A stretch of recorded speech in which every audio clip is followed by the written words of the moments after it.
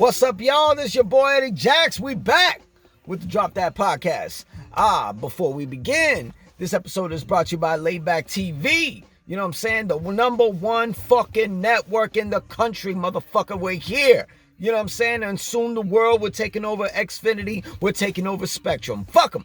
You don't need them, okay? This is great. It's got over 10,000 channels, movies on demand, every sports channel, simplified. You know what I'm saying? They got every language, Italian, French, Taiwanese, American, English, if you fucking speak that. You know you do. You know what I'm saying? It's very simplified. Multiple fucking HBO, Cinemax, the movie channel, Showtime, the whole works, pay-per-view. You can get all your WWE and your UFC events in there. You know what I mean? It's the one that's going to create another fucking network in your brain. And I hope you're ready for it, all right? Check them out. Do your research over at layback.tv.com. That's LAYBACK.TV.com. Check them out. And tell them your boy Eddie Jax sent you. I dare you! Now back to the episode. What's up, y'all? It's Boxing Talk. We here for Boxing Talk, okay? Now, if you paid attention over there on Prime Video, PBC, they did a pay-per-view. It was Gervonta Tank Davis versus Frank Martin, former sparring partners, taking on each other for the WBA Lightweight Championship, the 135-pound belt. Holy shit. This was a slobber knocker. They were really, really fucking going at it. And I predicted it, motherfucker!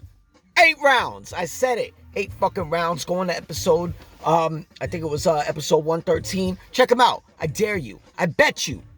5 G's. 10 G's. I said within 8 rounds, Tank was going to take him out. I didn't even know in an interview Tank Davis actually said that, but he did it. Knocked out Frank Martin in round 8. He was ahead of the cards, and he retained the WBA Lightweight Championship. And now, what do you do next? Okay, because 135 is not as spicy as it used to be, but still pretty spicy. You know what I'm saying? Because you got the WBA title is held by Gervonta Davis. You got the WBC Lightweight Championship held by Shakur Stevenson, and who else? IBF title, Lomachenko. You know what I'm saying? So what do you do when you're Tank Davis now, right? It's a question mark. You know what I'm saying? You could wait for Shakur Stevenson, or you could go to Lomachenko. If I'm Tank Davis, if I'm his team, I advise him to go IBF. Take on Lomachenko. This is the right time to do it. Lomachenko ain't got shit going on. He already went to Australia and took out Kambosos. And it'd be great to do a unification and everything.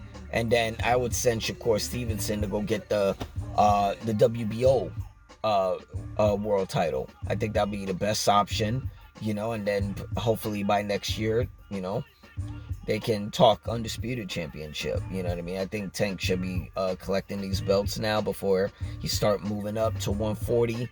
Where it gets spicy, like Teofimo Lopez and Pitbull Cruz, a rematch with Pitbull Cruz, who holds the WBA title. Who else? Oh, you got Devin Haney over there. Now, it was very interesting, speaking of Devin Haney, because Floyd Mayweather put out an IG video, right, where it shows the sparring session earlier in the years of Gervonta Davis and Devin Haney. I don't know what's really going on between Floyd Mayweather and Gervonta Davis. Davis used to be promoted by Mayweather Promotions, and he branched out on his own. And it seemed like they were cool. It looked like Gervonta was the next Floyd Mayweather. He's still undefeated. He has a title. He's a world champion, but he's been a world champion in 3 different divisions. But what do you do now? Like, okay, there's a sparring session where it looks like Gervonta quit, but you can't really hear what was said. You know what I'm saying? It's so loud at Mayweather's gym in Las Vegas. You got everybody around the ring, and Floyd Mayweather looked like he was there as a referee, kind of in a way. If it gets out of hand, you could break it up. and everything. So, he's got the best seat in the house. So if Devin Haney said something or Gervonta Davis said something, then, then he's got some, he's the one who can listen, who can hear it. But the caption kind of says Gervonta quit. I doubt he quit, you know what I mean? But, you never know. With these sparring sessions, people could spar and then people could fight in the ring professionally and then be a different outcome. So you never know. So, it's right now it's open in the air right now with Gervonta. Gervonta's first fight back ever since his KO win against Ryan Garcia last April. So, the boy's back. So let's see what he does with that. Moving on, David Benavidez beat the Ukrainian in the co-main event by unanimous decision. I called it unanimous decision. It's gonna go straight to the judges, but now he's basically placed in a interesting predicament now, right? David Benavidez is now mandatory eligible for not only the undisputed 168 titles, which is super middleweight, but he's eligible for the 175 light heavyweight championships. So he has a choice. Do you want to stay at light heavyweight and challenge the winner of Dimitri Bivol and Arthur for the undisputed light heavyweight titles? Or do you want to challenge Canelo, the big paycheck, at 168 super middleweight? This is a number one question. I mean, if we're being honest, David Benavidez has been chasing Canelo for quite some time, and Canelo still hasn't budged. It's a question mark if he can defeat Canelo, but I don't know what he would do. What is he? I mean, he's eligible for 2 divisions. He can go for undisputed in either one of them. And it's not too far apart, you know what I'm saying? It's not too far apart. It's like a 7-pound difference. 168 and 175. It's not that bad, you know what I'm saying? It'd be interesting. I mean, a lot of people want him to fight Canelo. It's been wanted for the last few years for the undisputed title. I doubt it would happen in September, where Canelo is slated to fight again. And it doesn't look like Canelo wants it. You know what I mean? His excellency is trying to set up a fight between Canelo Alvarez and Terence Crawford in later this year, November, December. I mean, so if Canelo's going to take that big paycheck, where he's set for life, but his kids and grandkids and great-grandkids will be set if he took that fight with Crawford. You never know.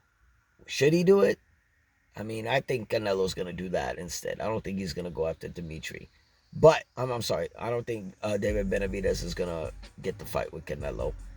Personally, I think David Benavidez should make Canelo chase him. And what better way to do it? Who's then, defeat the last guy to defeat Canelo Alvarez, which is Dimitri Bivol. So imagine this: at 175, Dimitri fights Arthur for the undisputed championship. Dimitri wins. Who's the last guy to beat Canelo? Then you defend that undisputed championship against David Benavidez. What if David Benavidez beats Dimitri, becomes the undisputed light heavyweight title in his grasp? Then you get Canelo to come. It's not a big deal now to defeat Dimitri, now that I beat him already. But Canelo's going to go chase a worn-out Dimitri Bivol. I think that would be best for him. It's better chance to get that fight than Canelo. Canelo don't look. I think Canelo's out within 2, maybe 3 fights left, and I think he's going to call it a career. But it's yet to be determined. I guess we'll see come this week. That's all we got for Boxing Talk. I'm your boy Eddie Jax. That's the Drop That Podcast. You can check us out on youtube.com/ Drop That Podcast, okay? Hit that subscribe button, like the page, talk your shit. We having fun here. We doing what the fuck we do. We're having a good time here, all right? I'm your boy Eddie Jax. You have a good one, all right? And happy Father's Day to all them daddies out there. Happy Baby Daddy Day. Happy Beat Down Daddy Day. Happy Child Support Day. All that good shit, all right? Peace. We out.